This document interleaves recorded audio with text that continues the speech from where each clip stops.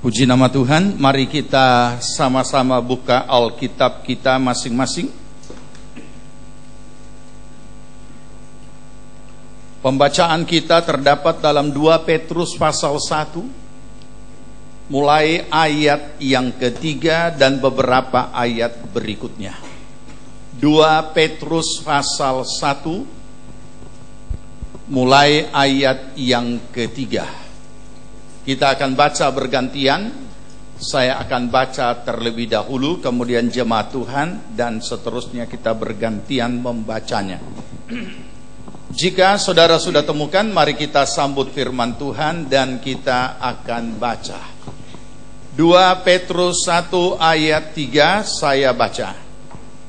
Karena kuasa ilahinya telah menganugerahkan kepada kita segala sesuatu yang berguna untuk hidup yang saleh oleh pengenalan kita akan Dia yang telah memanggil kita oleh kuasanya yang mulia dan ajaib. Ganti.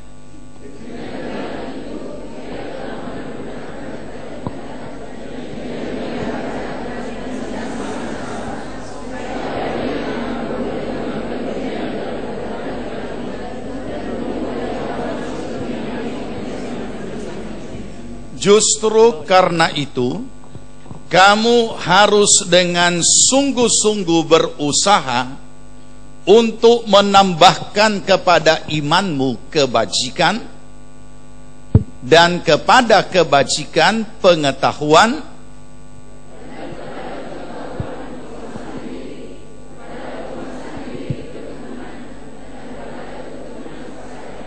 dan kepada kesalehan kasih akan saudara-saudara, dan kepada kasih akan saudara-saudara, kasih akan semua orang.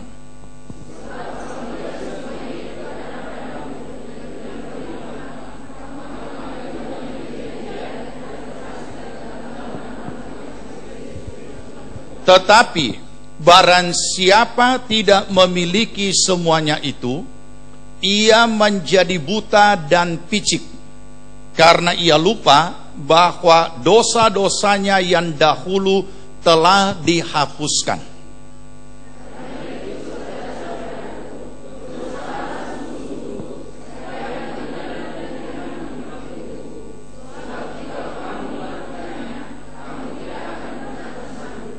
Dengan demikian kepada kamu akan dikaruniakan hak penuh untuk memasuki kerajaan kekal, yaitu kerajaan Tuhan dan Juru Selamat kita, Yesus Kristus.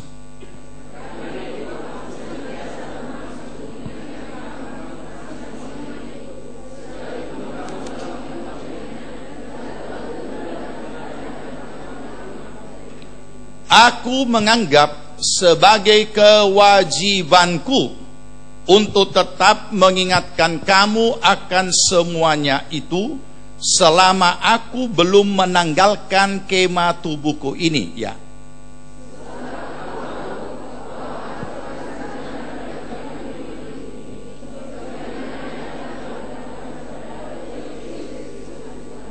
Tetapi aku akan berusaha supaya juga sesudah kepergianku itu kamu selalu mengingat semuanya itu. Amin. Puji Tuhan, silakan duduk saudara. Dari ayat-ayat firman Tuhan yang sudah kita baca, kita lanjut akan belajar kebenaran firman Tuhan dari hal hidup oleh iman adalah gaya hidup atau jalan hidup atau way of life orang percaya. Ini bahagian yang ketiga. Malam ini secara khusus kita mau belajar tentang hasil dari hidup oleh iman adalah gaya hidup.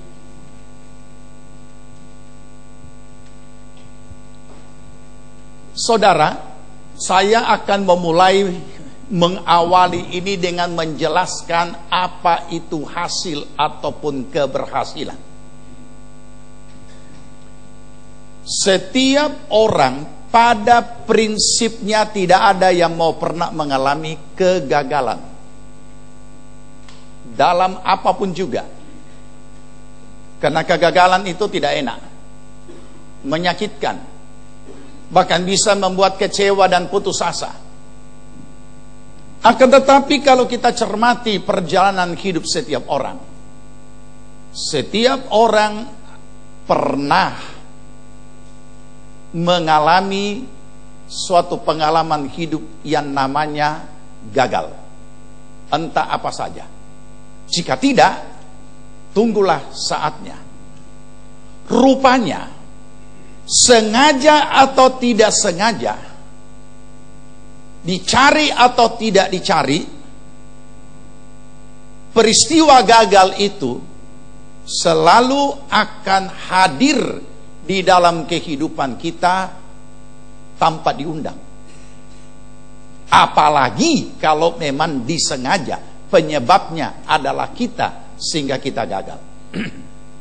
Kita tidak membahas kegagalan oleh karena kebodohan dan salah sendiri. Akan tetapi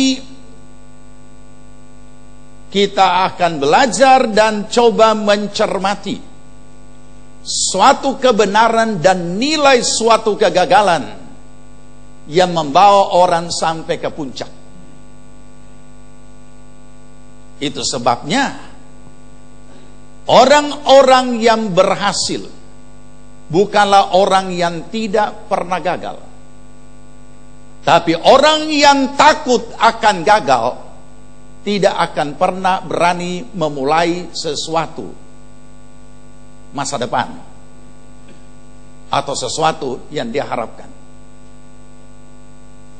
Memang kegagalan itu membawa sebahagian besar orang secara umum menjadi kecewa dan putus asa. Tetapi bagi orang percaya, kegagalan bukanlah untuk berputus asa apalagi kecewa, tetapi kesempatan anugerah Allah untuk kita memperbaiki penyerahan diri kita kepada Tuhan. Itu bedanya. Jadi rupanya ada suatu nilai-nilai positif dari pengalaman kegagalan ini. Kira-kira 20 tahun yang lalu saya punya seorang teman. Ya, mungkin lebih dari 20 tahun yang lalu.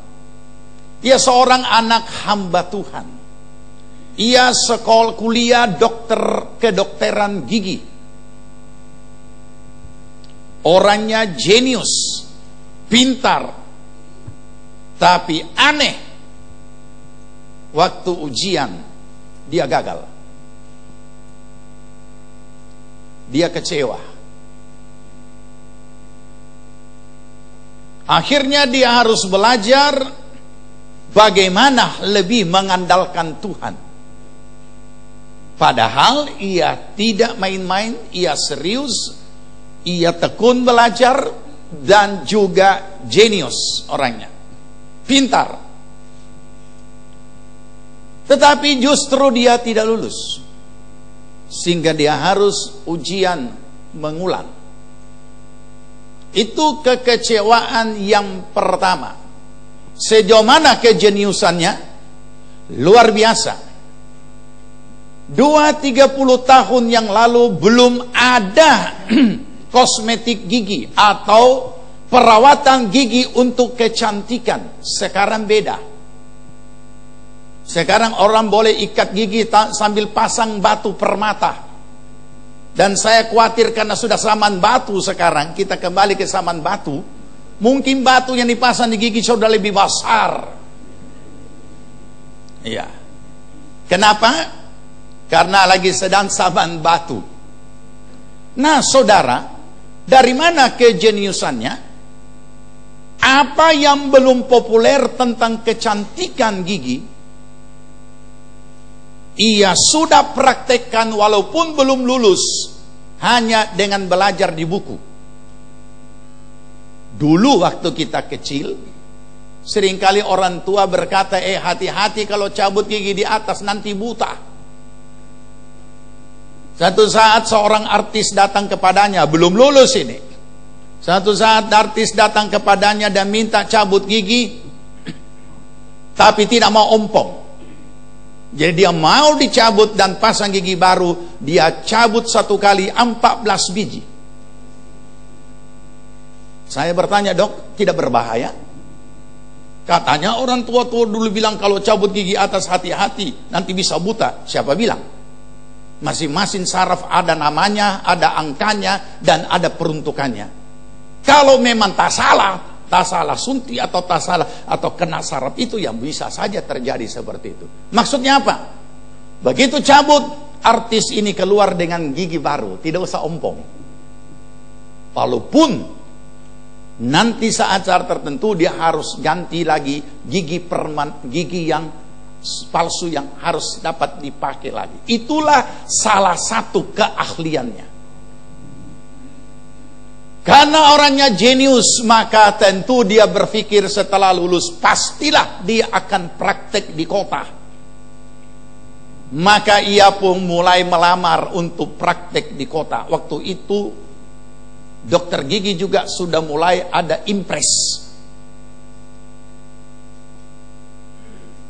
Dan pada waktu dia coba untuk dapat mengajukan praktek di kota, dia mengalami kegagalan yang kedua dan kekecewaan yang kedua. Tidak bisa praktek karena kalau mau menempati kota harus memberikan sumbangan 1 ambulans. Dan itu bukan hal yang murah. Bukan barang murah. Sampai di hari pun ambulans bukan barang murah. Maka menyusul kekecewaan yang ketiga. Dia berkata, kenapa saya jadi anak pendeta? Kalau saya anak menteri, tentu saya sudah bisa beli ambulans untuk sumbangkan ambulans itu. Kata halusnya sumbang, kata kasarnya suap. Itu zaman tempo dulu. Kemudian dia kecewa. Coba kalau saya anak menteri, tentu tidak di desa, dan mudah bagi saya memberi ambulans, tapi saya anak pendeta. Kalimat ini membangkitkan amarah saya kepadanya secara rohani dan memberikan berbagai nasihat yang cukup keras. Dan terakhir saya katakan, mari datang ke Sulawesi Tengah. Bayangan orang di Jawa pada saat itu, pokoknya di luar Jawa itu udik. Jadi mau datang ke Sulawesi Tengah, ke Palu, dia rasanya ini mau pergi di udik yang mana. Begitu dia datang, dia kaget. Karena di zaman tahun 80-an, apa yang kita tahu? Kota Palu punya taksi Palu Donggala itu Corolla dengan Corona. Saudara tahu? Di Jawa itu mobil mewah. Itu taksi Corona, apalagi Corona. Itu Corolla bolak-balik Palu Donggala ditambah lagi Corona bolak-balik Palu Donggala. Dia tanganga, heran. Hah? Saya bilang inilah luar pulau. Bukan udik, luar pulau itu. Di sana jadi mobil kesayangan, di sini cuma taksi.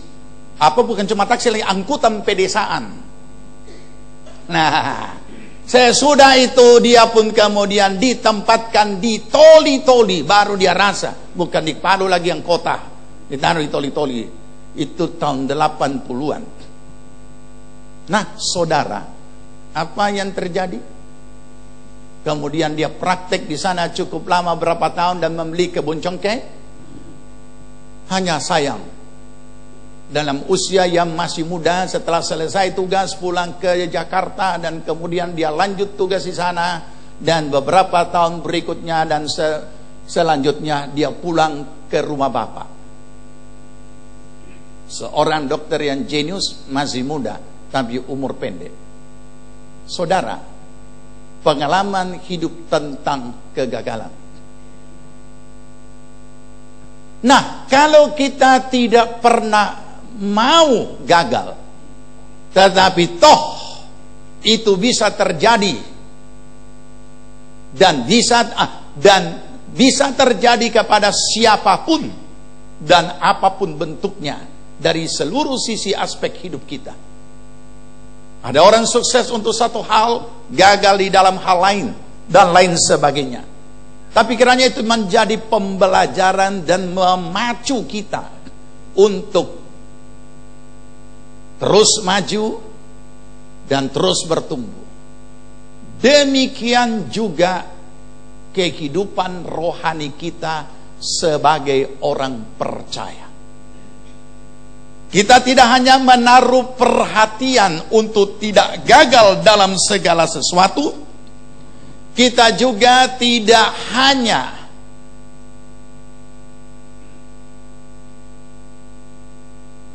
memikirkan keberhasilan bahkan menjadikannya tujuan hidup, sebab sudah ditanamkan kepada saudara secara kebenaran, keberhasilan bukan tujuan hidup, tetapi itu proses dari satu perjalanan hidup yang sedang kita jalani.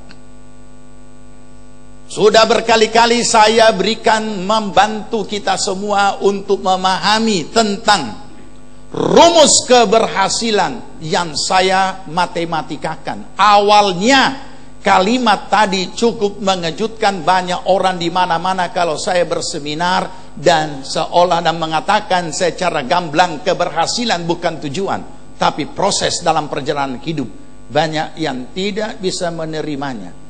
Tetapi sesudah itu mereka aminkan, karena kebenaran Alkitab juga menulis seperti itu.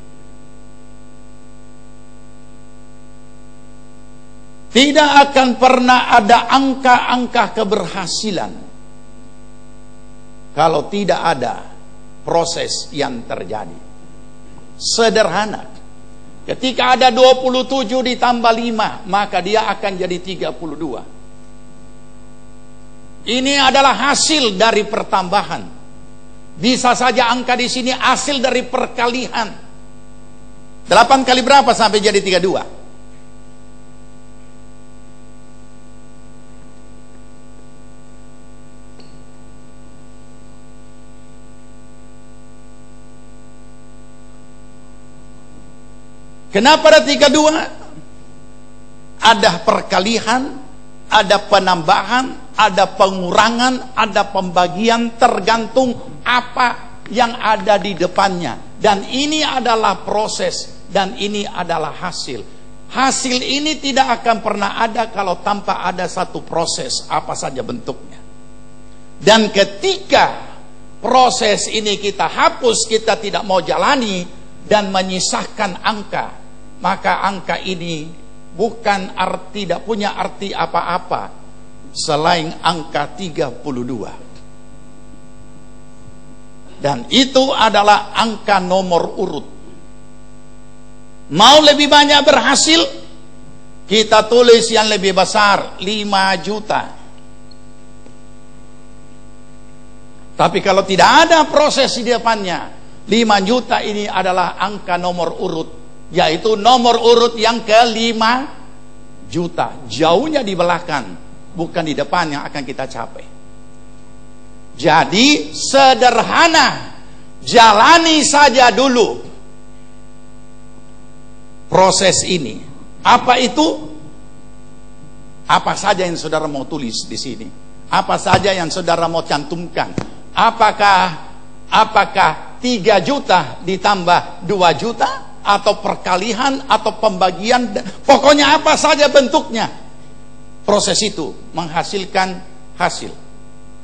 Itulah rumus keberhasilan secara matematika. Jadi jalani saja proses itu, dengan sendirinya saudara berhasil. Tapi banyak orang tidak mau menjalaninya. Dia cuma mau berhasil. Makanya mimpi-mimpi saja. Dan kemudian iman-iman konyol, tapi tidak akan pernah mencapainya, karena dia melarikan diri dari prosesnya. Nah, saudara, ini juga disebabkan oleh karena pemahaman yang keliru atas apa yang namanya anugerah.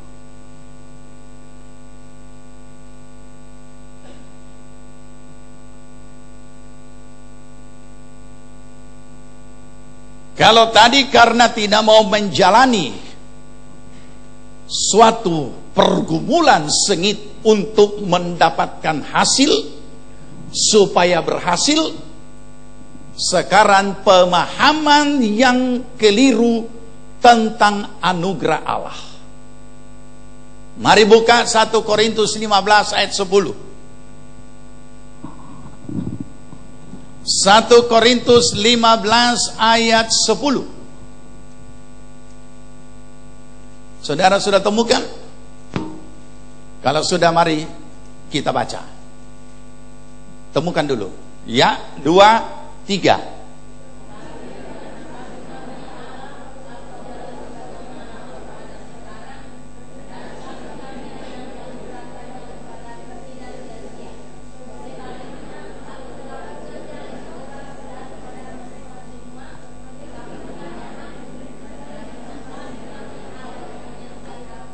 Ya, ini. Jadi mari kita renungkan, saudara. Aku ada sebagaimana aku ada adalah karena kasih karunia. Dan kasih karunia yang dianugerahkan kepadaku tidak sia-sia. Kenapa tidak sia-sia? Kalimat berikutnya menjawab sebagai jawaban. Apa kalimat berikutnya?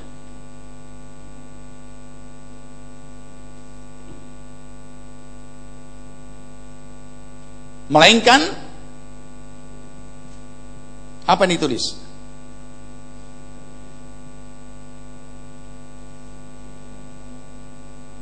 Tidaklah sia-sia. Lanjut. Iya, sebaliknya aku telah bekerja lebih keras daripada semua. Tahan dulu di situ ya, nanti saudara akan mengerti apa yang saya mau jelaskan. Baca ayat 2. Ayat 2. Ya, 2, 3.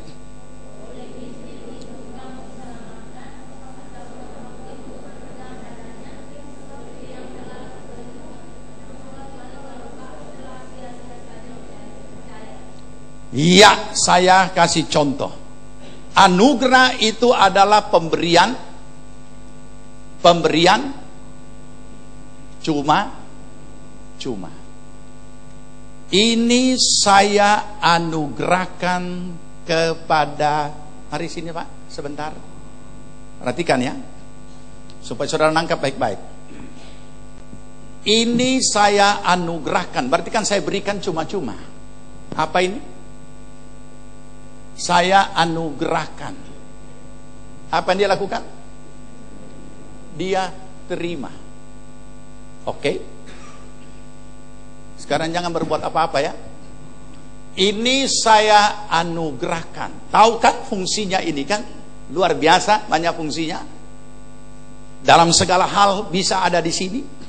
Dan saya anugerahkan. Kata tadi, kamu telah diselamatkan oleh Injil.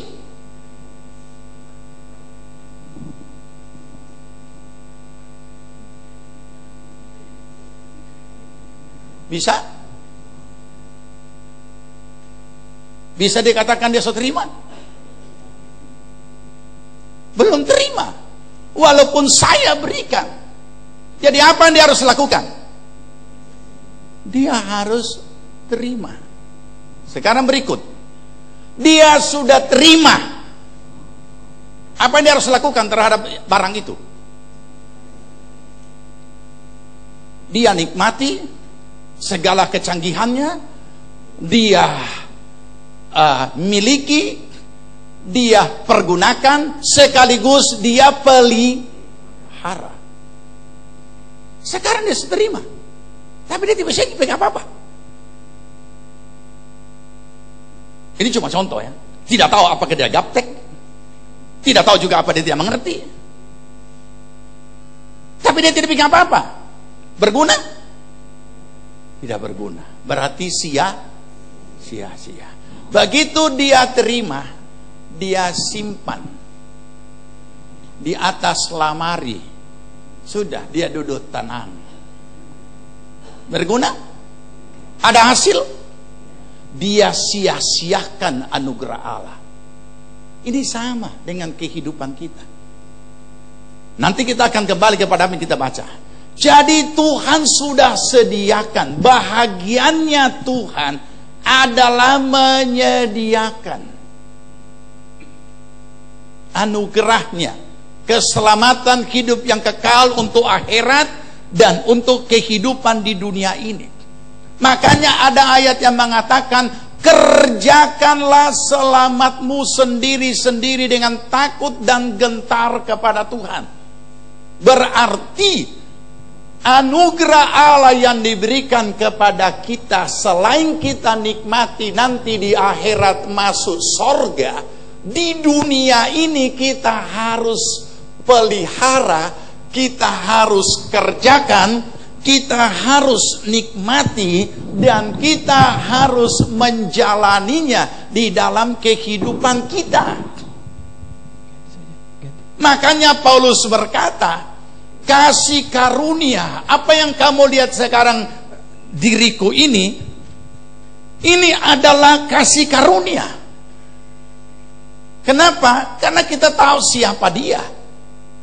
Dan kasih karunia yang dianugerahkan kepadaku tidak sia-sia. Bagaimana pembuktiannya? Paulus berkata, aku sebaliknya, aku bekerja lebih keras dari semua. Makanya kasih karunia-Nya tidak menjadi sia-sia. Nah, ini yang Tuhan inginkan kita miliki. Nah, hati-hati, kita baca ayat 2 kembali. Perhatikan baik-baik ayat 2 itu. Ada hal yang sangat berbahaya yang biasa kita luput dari situ.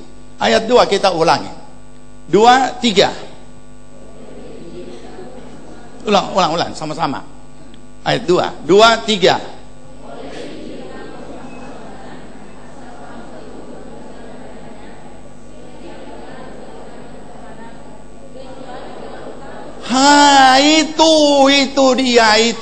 Itu dia. Oleh Injil kamu diselamatkan, asal saja kamu berpegang teguh kepadanya. Kecuali apa? Kecuali kamu telah sia-sia saja menjadi percaya. Artinya dia menerima Kristus, mengatakan diri lahir baru, tapi tidak percaya dengan jalan, tidak membuktikan hidup oleh iman, sehingga tidak ada perbuatan-perbuatan iman. Ini anugerah disia-siakan. Bagaimana kita mensederhanakan pengertiannya? Oleh Injil kamu diselamatkan, kecuali sia-sia saja kamu percaya. Berarti apa? Kalau ada kata kecuali berarti apa? Tidak. Kok susah sekali? Tidak selamat. Nah, yang harus kita hati-hati, karena kebenaran firman Allah ini seringkali dilenyapkan oleh gereja Tuhan. Sekali sudah terima Yesus, apapun yang terjadi tetap selamat. Bacalah itu ayat. Siapa bilang ada kata kecuali?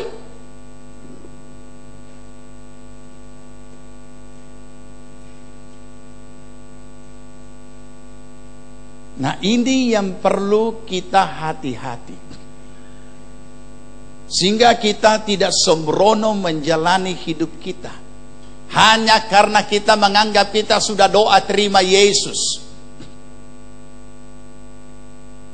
Benar, doa terima Yesus oke. Tapi kalau saudara dan saya mati dalam dosa, ini sangat jelas. Kecuali sia-sia saja kamu jadi percaya. Seringkali orang memberikan penghiburan kosong di dalam hari kedukaan atau di penghiburan. Bahkan orang bunuh diri pun dianggap selamat karena yang bunuh diri adalah Kristen. Aneh. Ini sangat jelas ayat ini. Kalau tetap selamat bunuh diri itu, lebih baik kita seperti ajaran sesat yang di Amerika. Satu jamaat semua dia kasih minum rame-rame dan mati rame-rame. Masih ingat? 30 tahun yang lalu atau berapa puluh tahun yang lalu? Ini gila, saudara. Ini saya repot-repot lagi, bro, bakar jasa peste amat. Ya? Apalagi baku pegang tangan terus berangkat rame-rame. Begitu sampai di seberang sana, rame-rame masuk di api. Ini ayat sangat jelas. Kita tidak usah beradu argumen untuk suatu doktrin soteriologi. Ini sangat jelas. Oleh Injil kamu diselamatkan, asal saja kamu tetap berpegang teguh kepadanya. Kecuali berarti tidak berpegang teguh.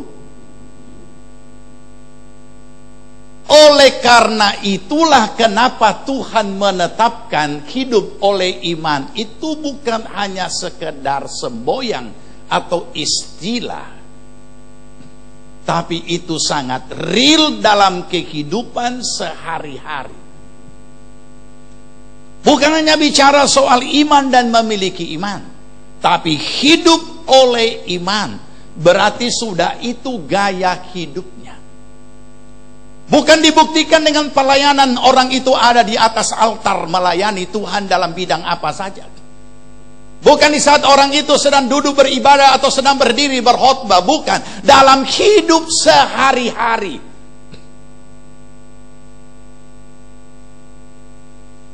Dan dengan demikian sangat jelas, karena ini adalah gaya hidup. Iman bukan hanya sekedar permintaan doa yang dikabulkan. Bukan juga hanya sekedar bersaksi di atas mimbar oleh karena pertolongan Tuhan dan lain sebagainya. Sekalipun itu tidak salah, orang harus bersaksi tentang Kristus. Bukan juga hanya karena persembahan-persembahan yang kita berikan, bukan. Hidup sehari-hari di alam nyata, di mana saja kita berada, kita nyatakan Kristus dimuliakan karena kita menjalani firman Tuhan dalam hidup sehari-hari. Nah, saudara, oleh karena itulah kita temukan di sini ada bahagiannya Tuhan, ada bahagiannya kita. Dan sampai di sini sekarang kita kembali kepada ayat yang kita baca tadi. Dan kita akan menemukan hal yang sama. Ada bagiannya Tuhan, ada bagiannya kita. Mari kembali ke 2 Petrus pasal 1. 2 Petrus pasal 1 ayat 3. Kita baca sama-sama. Karena kuasa ilahinya telah menganugerahkan kepada kita segala sesuatu yang berguna untuk hidup yang saleh oleh pengenalan kita akan Dia yang telah memanggil kita oleh kuasanya yang mulia dan ajaib. Saudara, Tuhan tidak mempersulit kita menjalani hidup di dunia ini dengan menetapkan hidup oleh iman. Tuhan juga tidak memberikan perintah-perintah untuk kita lakukan di dunia ini, dalam tubuh jasmani ini, karena kita tidak bisa lakukan. Dia tahu kita bisa lakukan. Oleh karena itu dikatakan, supaya orang percaya ini dalam menjalani hidupnya di dunia ini bisa mencapai kodrat ilahi itu, bisa mencapai kehidupan yang berkenan kepada Tuhan. Perhatikan, dikatakan Tuhan sudah menyediakan segala sesuatu yang baik.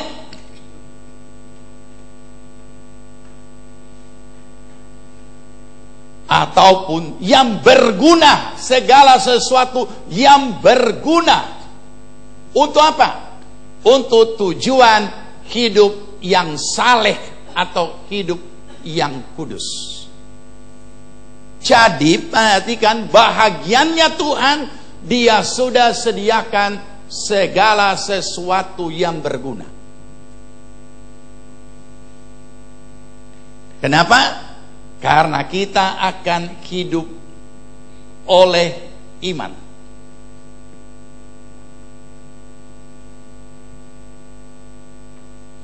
Selain Ia menyediakan segala sesuatu yang berguna supaya kita bisa melakukan itu firman dan mencapai hidup yang berkenan, Tuhan juga menyediakan janji-janji yang besar dan dahsyat. Untuk apa itu?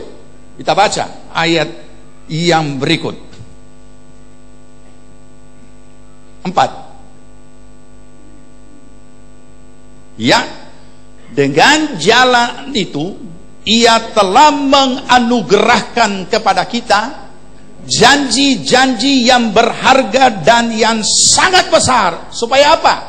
Supaya oleh janji itu kamu boleh mengambil bagian dalam kodrat ilahi dan luput dari hawa nafsu duniawi yang membinasakan dunia.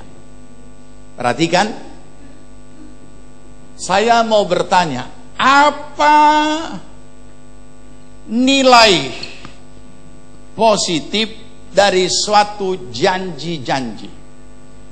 Apa pengaruh positif yang dahsyat dari sisi psikologis untuk suatu janji? Saya yakin semua yang duduk di sini pernah berjanji kepada orang dan pernah dijanji. Kita tidak usah bicara berjanji, ya. Kita bicara yang positif, ya. Tidak bicara orang yang tukang ingkar janji. Tetapi yang kita mau cermati, renungkan sejenak. Saudara ketika dijanji oleh seseorang untuk suatu janji, apa saja isinya, rasanya bagaimana? Dampak psikologisnya bagaimana? Menggairahkan, mendatangkan harapan baru. Saudara curhat kepada seseorang, dan kemudian dia, apa yang menjadi pergumulan saudara? Dia keluarkan kalimat janji. Maka janji itu mendatangkan harapan baru. Padahal belum kelihatan, baru janji. Mendatangkan semangat yang baru, mendatangkan gairah dan harapan-harapan, baru janji. Itulah dampak positif untuk suatu janji. Itu baru manusia yang berjanji. Pada janji tinggal janji. Artis tempo dulu berkata itu sepatu dari kulit rusa, cuma janji tinggal janji. Tapi karena janji itu bicara yang akan datang. Oh, nanti datang ke rumah, nanti. Itu janji itu adalah hal nanti. Adalah future, adalah yang akan datang. Sesuatu janji, kenapa dijanji? Karena belum ada sekarang. Nanti besok, atau lusa, atau 1 minggu, atau 1 bulan. Nah, saudara tahu, orang yang sedang menerima janji ini, itu mempengaruhi akan keberadaannya. Dalam keadaan yang terpuruk, dia ada pengharapan baru. Dia ada secerca cahaya. Dia ada gairah baru. Kenapa? Karena pada hari yang tertentu, pada bulan tertentu, nanti sudah dijanjikan untuk mendapatkan itu. Itu baru manusia yang berjanji. Apalagi Tuhan. Kenapa Tuhan perlu berjanji? Supaya di dalam menjalani perjalanan hidup kita, pengharapan kita tidak pernah beralih kepada siapapun, tapi hanya selalu kepada Tuhan. Kenapa Tuhan perlu berjanji? Supaya kita berpaut kepadanya. Dan janji-janji itu menggairahkan kita. Janji-janji itu mengarahkan hidup kita kepada tujuan yang Dia janjikan. Dan inilah yang membuat orang-orang yang hidup oleh iman, karena iman itu juga adalah hal yang akan datang, yang tidak kelihatan dan kemudian dihadirkan menjadi nyata. Dan ini yang membuat roh mereka semakin kuat. Roh mereka semakin kuat karena ada janji-janji Allah yang dahsyat dan yang besar. Tapi pertanyaannya, apa kita tahu apa janji Tuhan? Bagaimana kita bisa tahu kalau kita tidak pernah baca Alkitab? Ya kan? Bagaimana kita bisa tahu kalau kita tidak tahu Alkitab? Dan bagaimana kita menaruh pengharapan kita kepadanya kalau kita tidak tahu apa janjinya?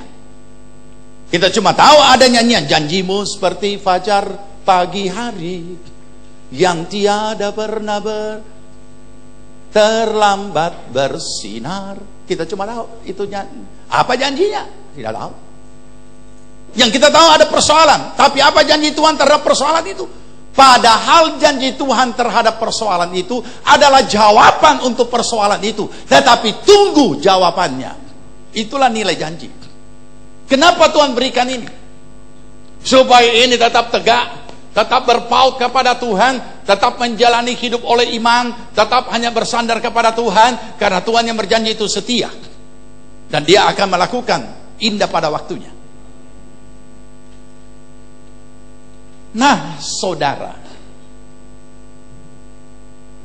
sampai di sini, maka apa yang dikatakan oleh Petrus kita temukan juga dengan apa yang dikatakan oleh Paulus yang sudah kita baca terlebih dahulu.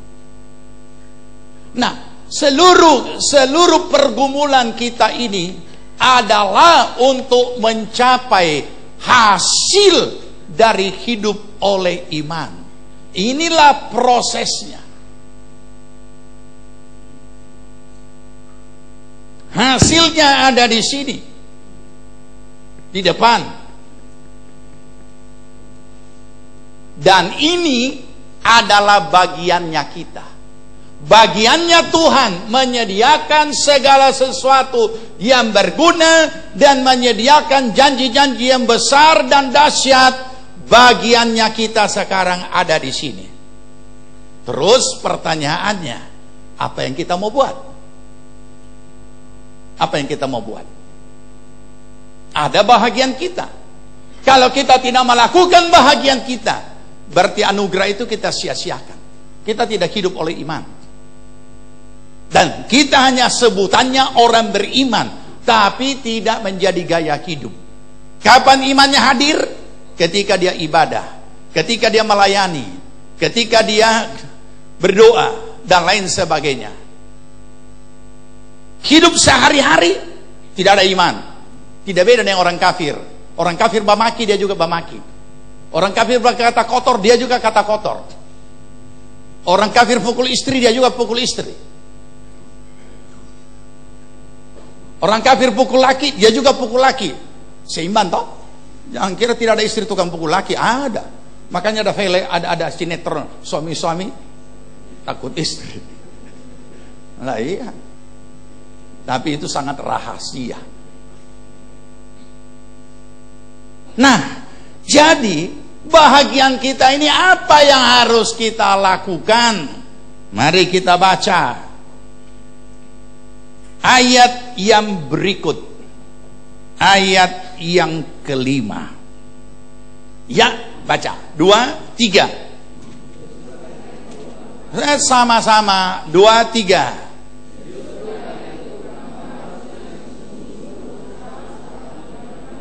Iya, sampai di situ dulu, nanti daftarnya kita tulis. Jadi, apa yang harus kita lakukan di sini? Apa?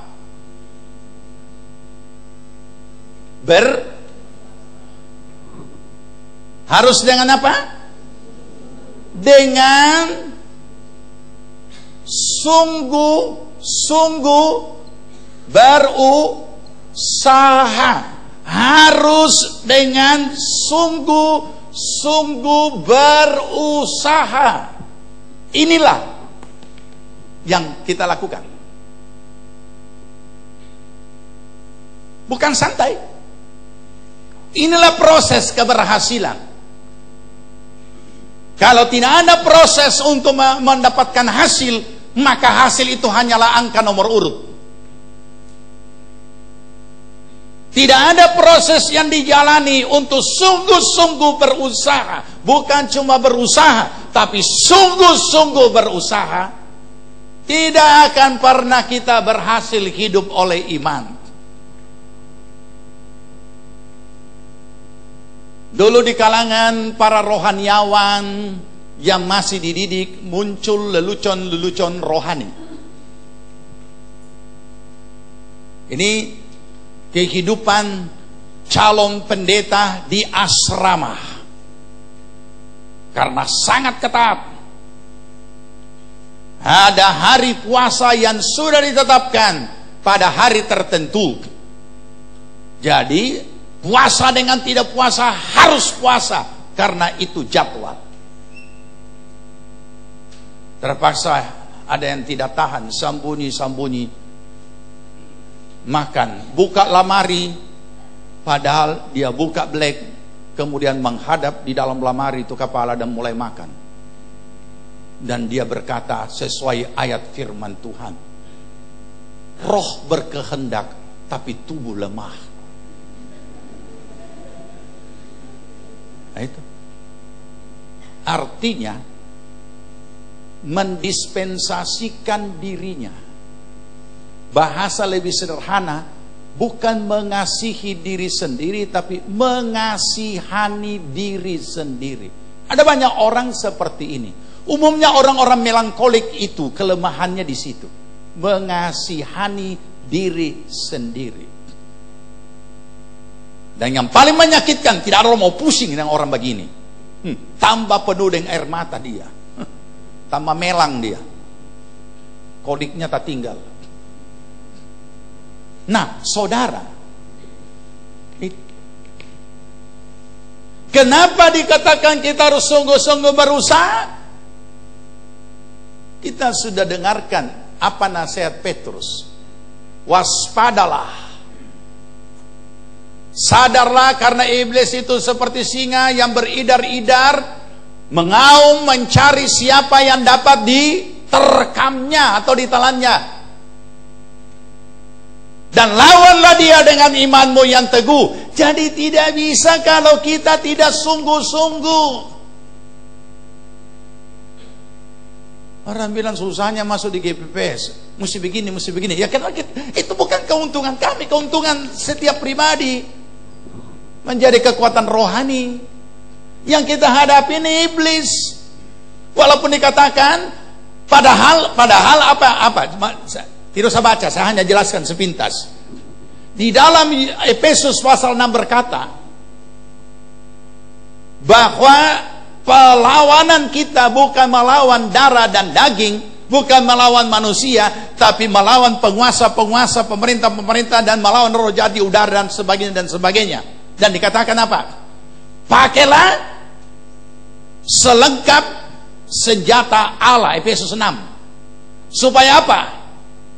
Supaya kamu dapat bertahan melawan tipu muslihat iblis. Bisa saudara tangkap ini maksudnya? Hanya menghadapi tipu muslihatnya disuruh pakai selengkap senjata. Bagaimana kalau melawan kekuatannya?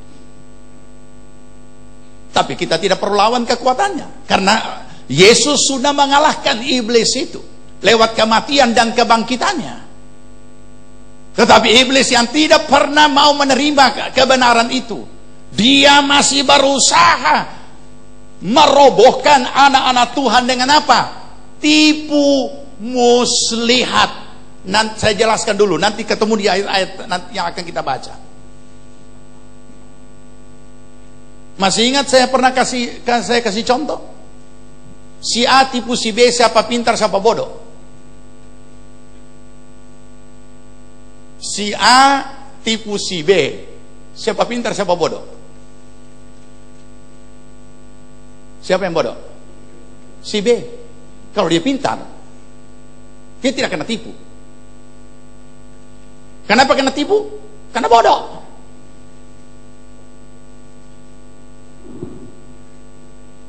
Oleh karena itu memang benar Tuhan tidak pernah mengajar kita takut kepada iblis.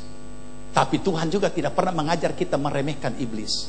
Bayangkan, hanya menghadapi tipu muslihatnya disuruh pakai selengkap senjata.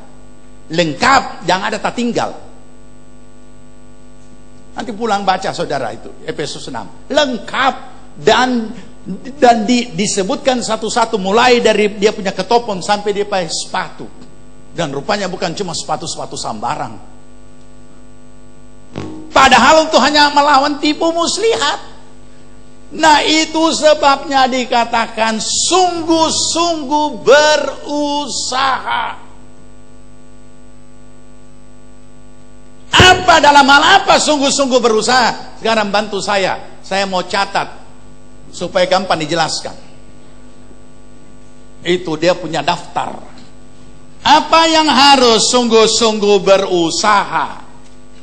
Ya, kita ulangi ayat berapa tadi? 5 ya? Iya, ayat 5. Ulang, 2, 3. Pelan-pelan. Ayat berapa? 5 ya? Oke, sama-sama. 2, 3.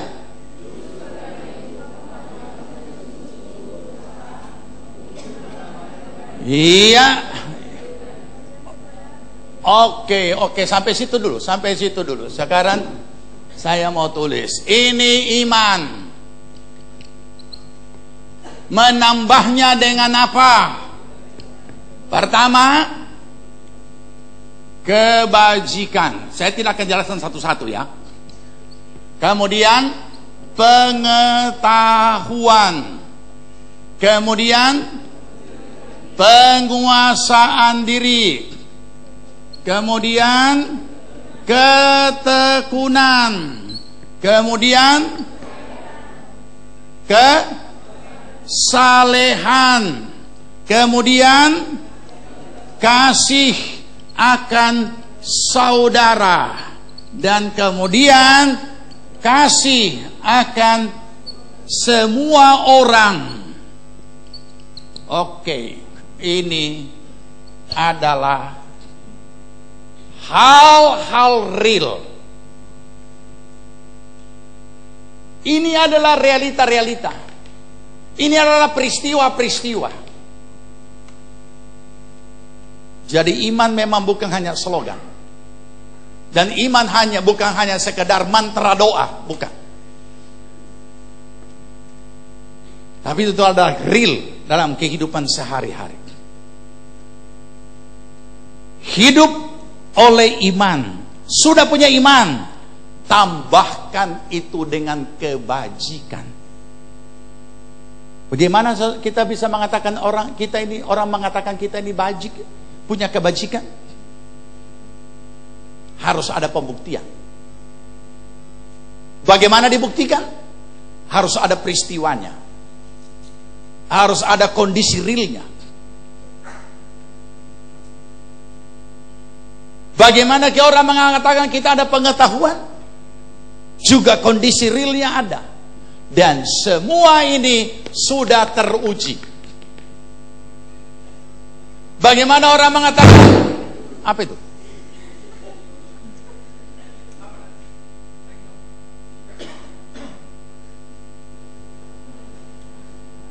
Bebas ya, tidak ada pokok. Roh jahat soal.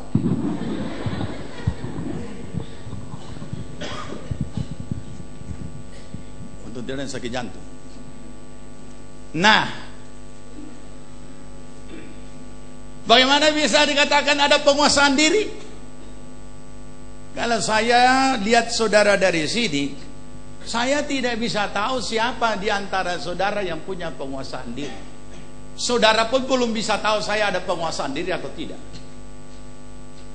Ada tingkat-tingkat penguasaan diri itu pada batas-batas wajar. Tapi kalau sudah dia melampaui batas wajar, itu sudah merajalela. Harus ada alat penguji. Dan alat pengujinya itu adalah real peristiwa hidup. Entah apa bentuknya. Kalau tidak bisa kita dikatakan, oh orangnya punya penguasaan diri. Ada, memang dalam setiap manusia dari pembawaan kelahiran ada yang namanya temperamen. Ada yang melankolik, ada yang flegmatik, macam-macam. Itu pembawaan sifat dasar. Juga seringkali ditandai dengan perbedaan suku, bangsa, dan bahasa di dunia ini. Orang punya pembawaan temperamen berbeda-beda. Sebagai contoh, saudara kita dari Jawa Tengah kalau kakinya diinjak, dia akan berkata, mas, kaki mas di atas kaki saya. Coba injak orang Batak punya kaki, beda, ya kan? Tapi itu temperamen. Dan setiap faktor negatif di dalam temperamen itu, itulah yang dipakai iblis jalan tol untuk menyentuh kita. Kalau kita tetap mau bertahan, so itu kita. Memang begitu kita punya sifat kan, so tahu kan saya orang mana. Itu berarti kita tetap mau mempertahankan. Padahal kalau kita mempelajari kegagalan mencapai rancangan Allah atau visi Allah, salah satunya iblis menggarap kita lewat temperamen yang bernilai negatif. Ada sisi-sisi kelemahan, ada sisi-sisi positif. Nah, itu yang kita pakai, yang positif ini untuk bekerja sama dengan Roh Kudus mencapai rancangan Allah. Tapi itu materi tersendiri. Jadi penguasaan diri, kita lihat, kita juga tidak perlu menghakimi seseorang yang tidak bisa menguasai diri. Gampang. Bukankah hampir setiap Selasa saudara melihat Indonesian Lawyers? Saudara lihat orang-orang terhormat di sana yang kita temukan, biar di hadapan jutaan rakyat Indonesia dia emosi di situ tanpa penguasaan diri, kan kita bisa tahu kan, dan dianggap hal biasa. Jadi saudara, kenapa harus ada semuanya ini ditambah? Pertanyaannya, kalau ada sesuatu penambahan berarti ada yang apa? Ada yang kurang, sehingga perlu ditambah. Nah, jadi siapapun dia, setiap orang percaya, tidak pusing siapapun, perlu menambah hal ini kepadanya. Karena itu pergumulan kita untuk bisa mencapai, kalau kita sampai kepada hasilnya itu dahsyat luar biasa. Dan seterusnya, ketekunan, kesalehan. Mungkin kita berkata, saya sudah saleh, saya sudah orang kudus, ibadah, berdoa dan lain sebagainya. Iya, karena tidak ada peristiwa. Tapi kalau ada hal-hal real yang ada dan hadir, baru nampak benar apakah dia benar adalah orang yang saleh. Tidak usah bicara tentang kejatuhan karena perzinahan. Ketika kita berbohong, kita sudah menipu diri sendiri, padahal diri kita bukan seperti itu. Tapi bukankah kebohongan itu kita anggap hal yang biasa saja? Padahal kita menodai diri kita, dan kita anggap bahwa zina saja yang adalah noda. Nah, ini yang perlu kita sadari, saudara. Kesalehan, kasih akan saudara. Kenapa ada perbedaan kasih akan saudara dan kasih akan semua orang? Kasih akan saudara adalah saudara benar-benar keluarga, intern, dan saudara seiman. Dan kasih kepada semua orang itu bersifat umum tanpa pilih bulu. Tetapi kita lihat urut-urutannya, kasih akan saudara lebih dulu. Jadi kalau dia tidak bisa menyatakan imannya di dalam keluarga, omong kosong semua hal yang dia bisa nyatakan kepada orang lain. Itu cuma kepujian. Nyatakan dulu kepada saudaramu, nyatakan dulu kepada keluarga. Dia bisa mengasihi orang lain padahal dia punya anggota keluarga, salah satu anggota keluarga dia bencinya setengah mati. Nah, gimana bisa? Jadi saudara, inilah penambahan itu. Inilah bagian-bagian yang harus kita kerjakan. Ini menunjukkan aktivitas iman kita. Dan perhatikan, bukan kegiatan ibadah dan bukan kegiatan pelayanan, tetapi menyatakan iman dalam hidup sehari-hari, di dalam setiap kondisi real apapun yang sedang kita hadapi. Saya berkata begini bukan jangan saudara salah tangkap. Oh, kalau begitu ibadah kita kurangi, pelayanan kita kurangi. Saya tidak bicara konteks itu. Tetapi ini katakan hidup oleh iman, nyatakan dalam hidup sehari-hari dimanapun kita berada. Apa hasilnya? Kembali kepada ayat tadi, dalam lanjutannya. Apa hasilnya? Ayat 8. Saya sudah kasih langsung cawang di situ, atau tanda kurung, dan di situ sebelah kanan itu adalah hasilnya. Apa hasilnya? Ayat 8:2-3. Sebab apabila semuanya itu ada padamu dengan berlimpah-limpah, kamu akan dibuatnya menjadi giat dan berhasil dalam pengenalanmu akan Yesus Kristus Tuhan kita. Bisa saudara tangkap ini? Ini kegiatan membuat kita menjadi giat, menjadi pribadi yang aktif, menjadi pribadi yang memiliki perbuatan-perbuatan iman yang bertumbuh dan terjadi secara proses ilahi, bukan karena sesuatu dan lain hal. Ini kenapa? Karena kita sudah melakukan bahagian kita. Itu yang akan membuat kamu menjadi giat. Jadi ini bukan didorong-dorong, tapi itu yang karena bahagiannya dia lakukan. Maka ini sesuatu kegiatan iman yang secara ilahi. Saya tidak bisa istilahkan alamiah. Secara ilahi, ini yang bekerja. Dan ini kenapa bisa terjadi? Karena ayat-ayat sebelumnya kita sudah baca, kita memiliki kodrat ilahi. Ini hasilnya. Luar biasa, saudara. Berikut, bagaimana kalau tidak punya? Bagaimana kalau kita tidak mau melakukan bahagian kita? Pokoknya yang penting saya tahu, orang tahu saya orang beriman, saya orang percaya, saya orang Kristen, saya anggota jemaat GPPS. Biar saja orang tahu, memangnya kenapa? Tapi inilah risikonya ketika orang tahu.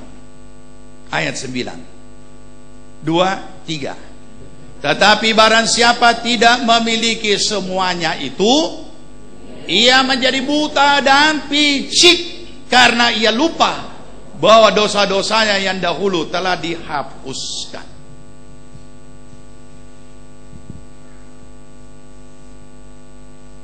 Orang berkata kalau usia 40 tahun mulai pakai kacamata itu normal.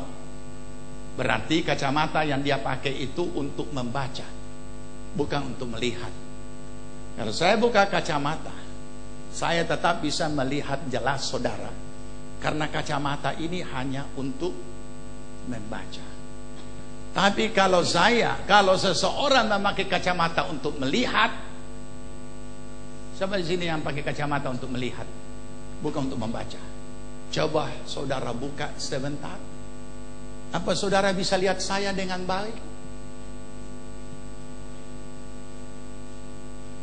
Lihat om, tapi mulai babayang.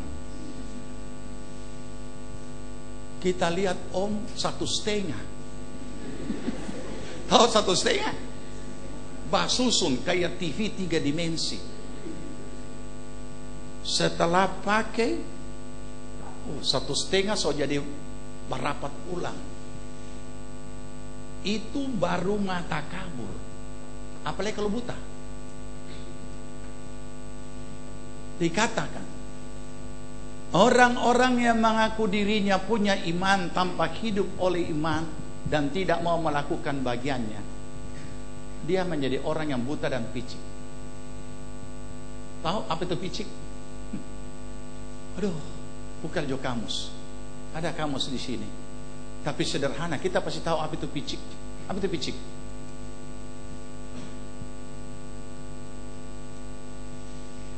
Pernah saudara ketemu seseorang? Nah ini, buka kamus. Bantu saya cari di situ picik. Baru baca. Daripada saya yang harus carikan saudara. Walaupun tidak susah sekarang. Tahu apa itu picik? Baca juga. Pengetahuan atau pikiran dan sebagainya. Puas terhadap pandangan dan pengetahuan. Itu orang picik. Pokoknya dijelaskan sampai bagaimana. Rubah pokoknya dia punya pandangan sendiri. Berapa banyak abjad? A. Padahal abjad jumlahnya A sampai Z. A sampai Z. Beda, kita cuma tahu A. Itu picik. Begitu kira-kira.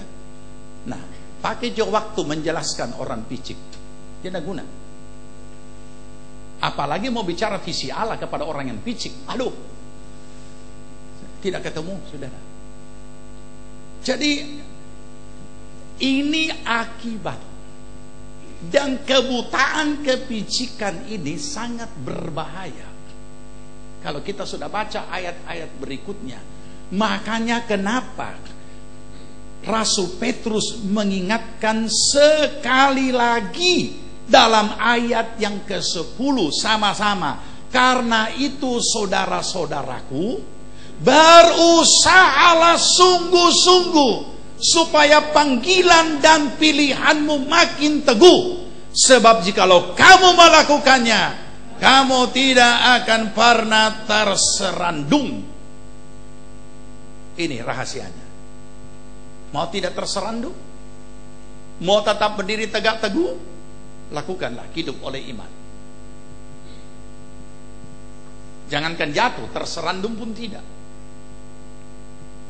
Tetap. Dan apa hasil akhirnya? Hasil akhirnya ayat 11. Kita ketemu lagi dengan ayat yang tadi, ayat-ayat yang sebelumnya tadi.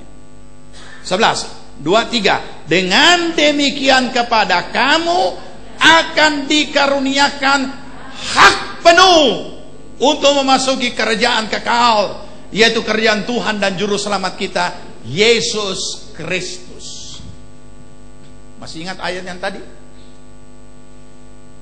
Yang mengatakan Injil telah menyelamatkan, oleh Injil kamu diselamatkan, asal kamu tetap berpegang teguh, kecuali jika imanmu menjadi sia-sia. Tidak ada hak penuh untuk masuk dalam kerajaan Allah.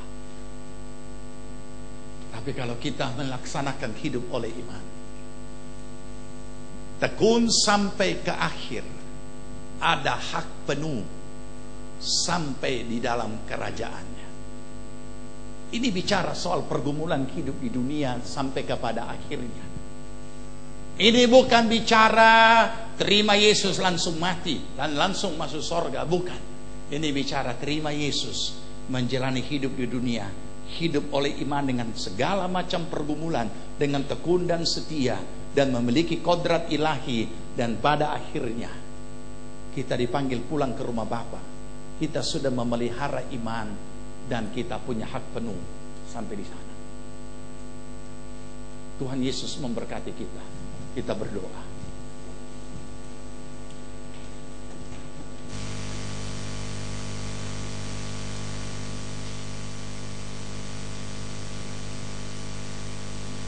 Kita bangkit berdiri.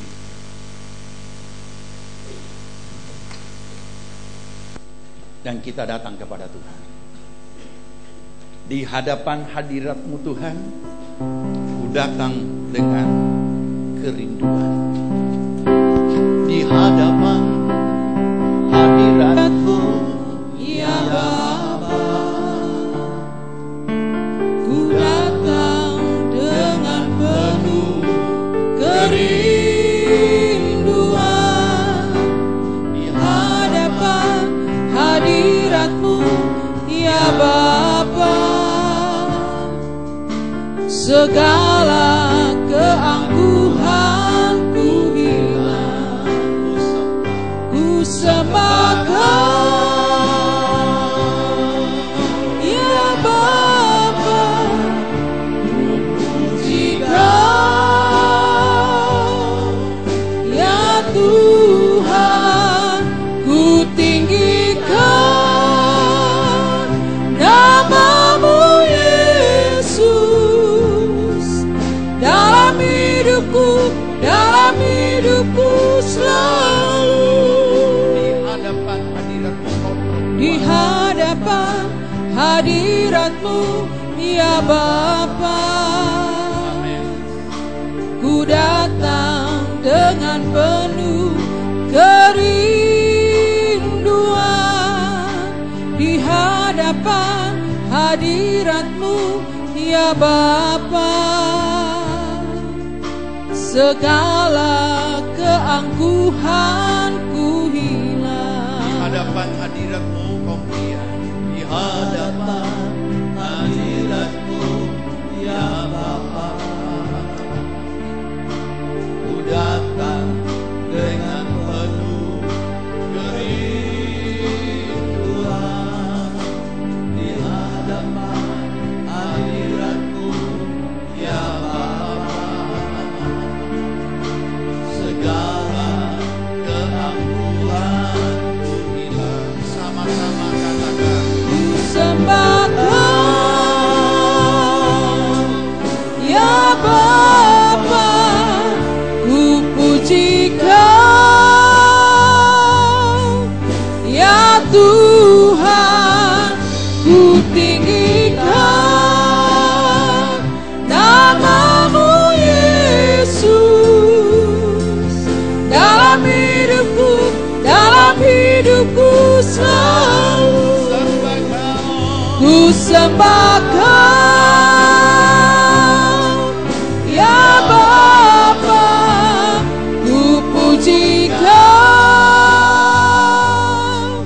ya Tuhan, ku tinggikan nama-Mu Yesus dalam hidupku selalu. Dalam hidupku selalu. Dalam hidupku selalu. ini doa kami Tuhan. Hidup yang menyenangkan hati Tuhan, sehingga kami tidak hidup sia-sia dan menyanyiakan anugerah-Mu. Kami boleh menghormati, menghargai anugerah Tuhan dalam hidup kami.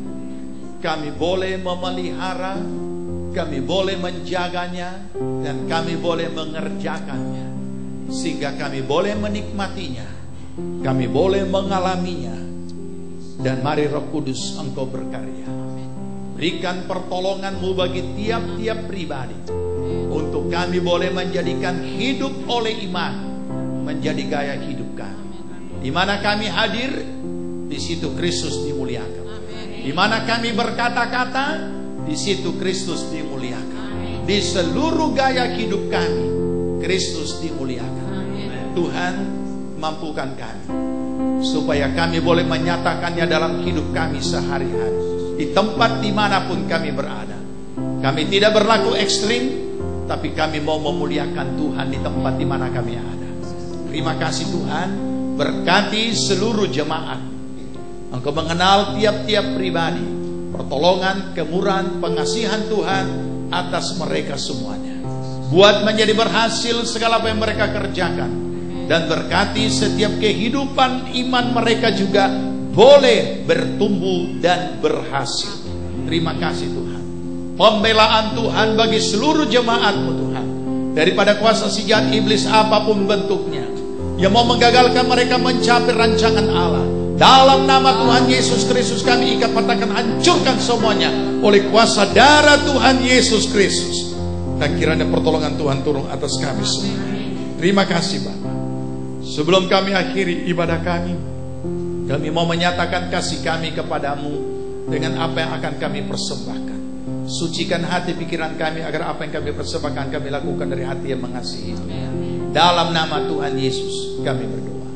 Amin. Silakan duduk saudaraku, kita lanjut pujian ini dan kita bawa persembahan kita kepada Tuhan.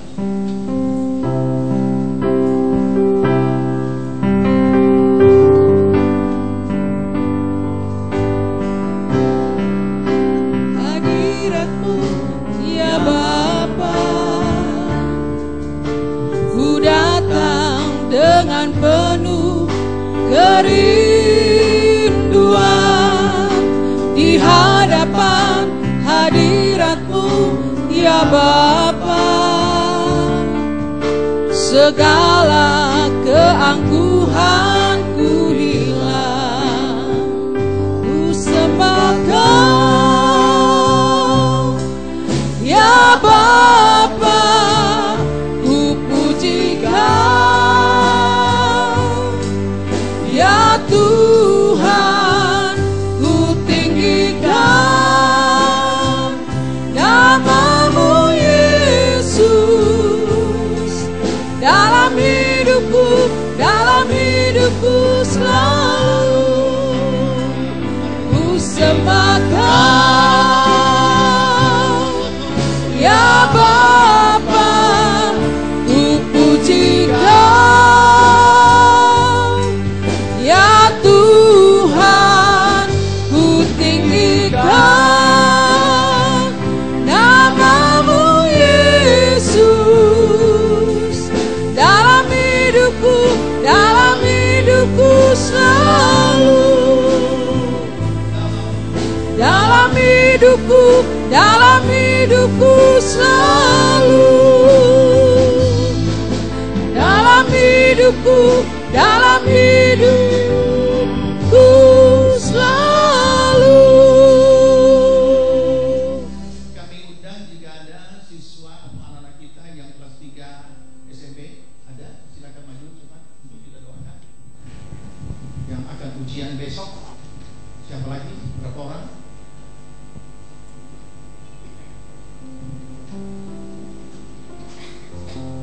Ya, mari jemaat Tuhan kita berdoa. Tuhan Yesus, hamba-Mu berdoa, dan kami seluruh jemaat mendoakan anak kami yang besok akan menghadapi dan mengikuti ujian nasional. Kiranya Tuhan kemurahan pengasihan-Mu atas mereka, karuniakan roh hikmat akal budi daripada-Mu, untuk mereka boleh menyelesaikan dan menjawab semua soal-soal yang ada dengan pertolongan Tuhan, dan juga semangat untuk giat belajar dan mempersiapkan mental mereka menghadapi ujian akhir ini. Dan kami percaya dengan pertolongan Tuhan, semua berhasil dan semuanya boleh lulus. Dan pertolongan Tuhan juga kiranya campur tangan untuk studi lanjutan mereka, sehingga semuanya menjadi pribadi-pribadi yang diberkati. Segala pekerjaan kuasa sejat iblis apapun bentuknya yang mau mengambil keuntungan dan mengganggu mereka dalam nama Tuhan Yesus, kami ikat, patahkan, hancurkan semua dengan kuasa darah Tuhan Yesus Kristus. Dan bila pertolongan Tuhan menjamah akan mereka semuanya berhasil dalam nama Tuhan Yesus. Terima kasih Tuhan. Dan saat ini kami mohon berkat Tuhan bagi jemaat Tuhan di tempat ini. Kiranya berkat damai sejahtera dari Tuhan Yesus Kristus, kecintaan Allah Bapa dan dalam persekutuan Roh-Nya yang kudus adalah kiranya tinggal menyertai kita sekalian. Dibuatnya kita hidup bijaksana, sehingga berhasillah segala yang kita kerjakan sampai berkelimpahan dari sekarang sampai Tuhan Yesus datang kembali. Amin. Puji nama Tuhan. Kita bersatu dulu sejenak sebelum pulang. Tuhan Yesus memberkati.